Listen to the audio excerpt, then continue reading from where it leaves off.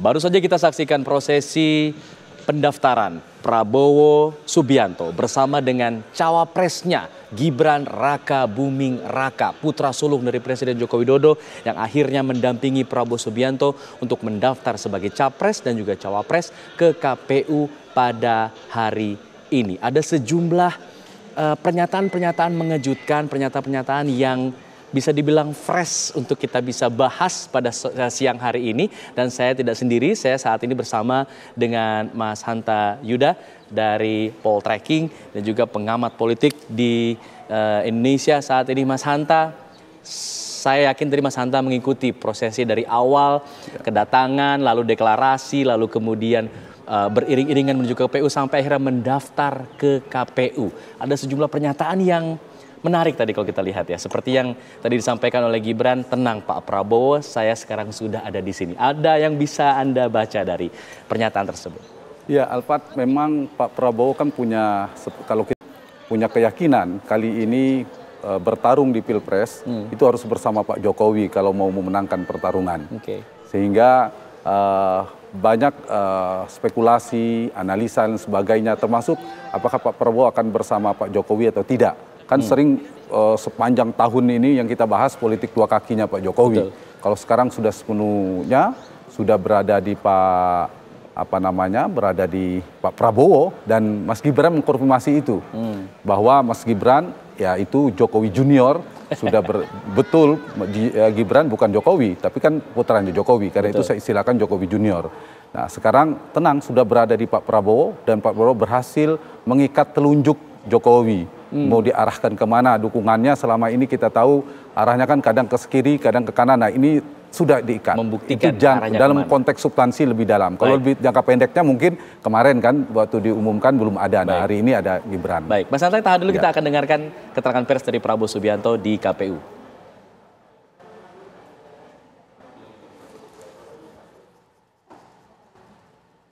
Assalamualaikum warahmatullahi wabarakatuh. Salam sejahtera untuk sekalian. Shalom, Om Swastiastu, Namo Buddhaya, Salam kebajikan. Saudara-saudara sekalian,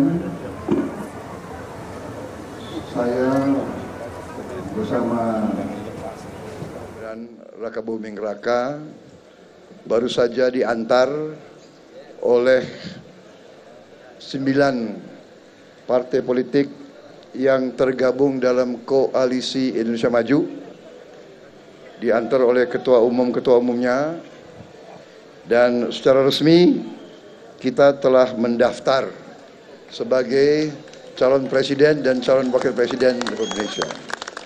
Dan tadi ketua KPU menyatakan bahwa berkas kita setelah dinilai lengkap. Terima kasih. Pada kesempatan ini saya atas nama Koalisi Indonesia Maju dan sebagai calon presiden dan Mas Gibran sebagai calon wakil presiden, kami ingin menyampaikan terima kasih yang sebesar-besarnya kepada seluruh masyarakat, terutama masyarakat yang hadir dari pagi di Stadion Indonesia Arena, juga dalam Pawai Nusantara, di mana kami diantar, dan kami sangat bangga bahwa kami diantar di atas mobil pertama buatan anak-anak Indonesia.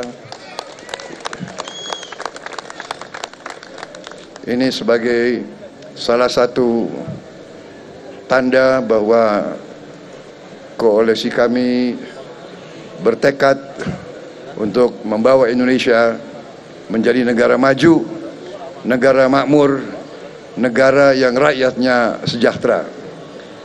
Tadi saya juga ucapkan terima kasih kepada tokoh-tokoh nasional, senior-senior yang hadir. Hadir ada Jenderal Wiranto, Marsikal Udara Imam Sufaat, 3 mantan Kapolri, Jenderal Polisi Sutarman, Jenderal Polisi Idham Aziz, Jenderal Polisi Sutanto, dan juga tokoh religius, tokoh agama Habib Lutfi bin Yahya yang telah membacakan doa pada saat kami ada di Stadion Indonesia Arena. Kami ucapkan terima kasih kepada semua unsur yang telah bekerja keras mengantar kami ke sini, dan kami mohon maaf kepada seluruh rakyat Jakarta mungkin membuat macet karena antusiasme pendukung-pendukung kami pada siang hari ini.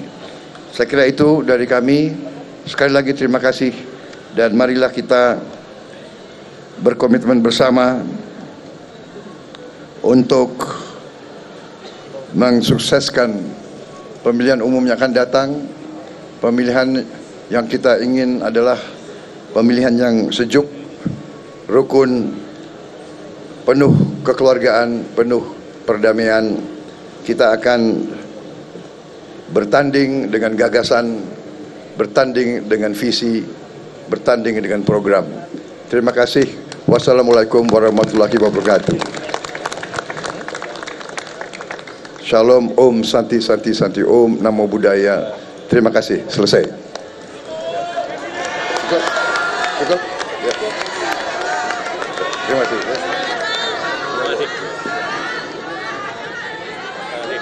Tadi itu yang biasa kuning semua itu. Iya, yang kemarin. Oh, ada Pak Wamen. Ada Pak Wamen juga di situ. Jadi kuning di depan, Mbak. Baru saja kita dengarkan keterangan resmi dari Prabowo Subianto usai mendaftar ke KPU. Ia mengharapkan bahwa pemilu nanti berjalan dengan baik. Nah, tentunya ini menjadi apa ya, kalau saya boleh mengatakan, saya masih bersama dengan Mas Hanto Yuda, analis politik pada siang hari ini.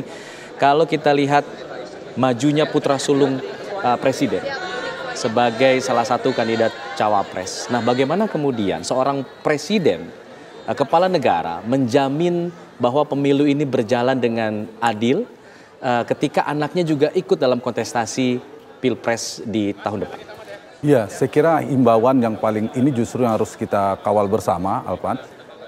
Presiden kan sebagai kepala negara sekaligus kepala pemerintahan, artinya posisi beliau harus berada di semua kontestan, di semua kelompok politik, semua kubu politik. Itu normatifnya. Dan kita tahu beliau tidak boleh melanggar konstitusi. Secara etika, kalau dukung-mendukung juga tidak elegan, tidak etis, dan tidak elok lah, katakanlah gitu. Dan tetapi problemnya adalah memang tantangan terberatnya yang maju ini adalah Jokowi Junior, ya Pak Jokowi juga gitu. Jadi tetapi jangan lupa bahwa di 4 tahun yang lalu 2019 Pak Jokowi kan sebagai incumbent pernah maju juga. Betul. Nah, ada juga potensi yang sama. Karena itu saya kira dalam tatanan demokrasi saat ini negara kita yang sudah terbuka dan seterusnya, saya kira harus berhati-hati. Pertama, dari sisi luar kekuatan Pak Jokowi harus mengontrol ketat. Dari sisi Pak Jokowinya juga harus berhati-hati karena demokrasi kita relatif lebih terbuka sekarang ini. Kalau ada hal-hal potensi abuse of power atau ada potensi-potensi yang melanggar konstitusi dan seterusnya, justru itu bisa menjadi bumerang. Potensinya seperti apa untuk abuse of power ini atau ya, misalnya kita katakanlah yang paling saya khawatirkan publik ya, yang berseberangan posisinya dengan Pak Jokowi, dengan Prabowo Gibran, tentu pemanfaatan fasilitas negara, bagaimana mobilisasi aparatur negara, kekuasaan untuk mendukung salah satu pasangan kandidat misalnya seterusnya. Saya kira itu harus dikontrol bersama. Meskipun sebenarnya bagus juga Pak Menko Polhukam, Pak Mahfud MD, cawapresnya Pak Ganjar, itu juga sedang berada di pemerintahan. Betul. Artinya kalau ada pergerakan-pergerakan yang di luar koridor demokrasi, itu sebenarnya bisa lebih cepat terpantau, tercium oleh Pak Mahfud. Ya. Jadi positif di situ dibandingkan misalnya Gus Imin dan Mas Anies. Nah, karena itu menurut saya relatif kontrolnya lebih bisa ketimbang 4 tahun yang lalu. Ya, karena Pak Prabowo dan Sandiaga Uno itu bukan orang pemerintahan, betul-betul di luar. Itu yang harus saya kira dipantau betul, dikontrol betul. Tetapi saya ingin bicara realistis. Sebagai seorang ayah, Pak Jokowi tidak mau membiarkan anaknya kalah dalam pertarungan elektoral. Betul. Nah, boleh membantu, ini yang harus dikontrol, membantu dalam arti untuk memenangkan seterusnya, ini yang harus dikontrol ya.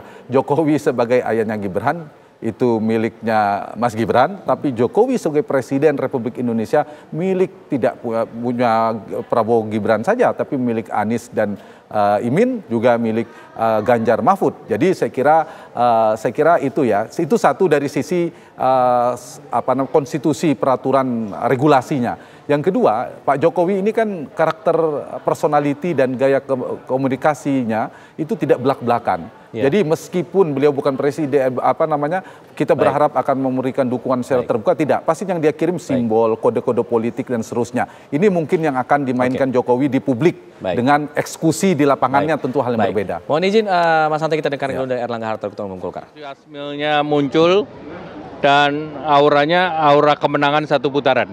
Amin. Amin. Untuk Gibran sendiri apakah langsung masuk ke Golkar setelah itu? Ya sabar-sabar dulu aja, ini kan terus berproses. Berarti akan ditahan ya. Pasangan ini kan akan memiliki ceruk pemilih yang sama dengan pasangan Pak Ganjar dan Mahfud, terutama di pemilih PDIP di Jateng. Enggak, kita bicarakan masyarakat. Kita mendorong Mas Gibran itu untuk masuk di market yang milenial. Dan tadi kan yang ditampilkan di Indonesia Arena bergaya milenial. Ya. Untuk mengoptimalkan untuk meraih suara di ceruk yang beririsan itu seperti apa? Nah, tentu kita ceruk di masyarakat semua kita lihat. Masyarakat kota, pedesaan, kita kejar semua. Pendekatan ke Mas Gibran agar masuk Golkar masih? Apa? Pendekatan ke Mas Gibran agar masuk Golkar? Kan kita lagi daftar pemilu untuk capres-cawapres. Ya, terima kasih. Oke.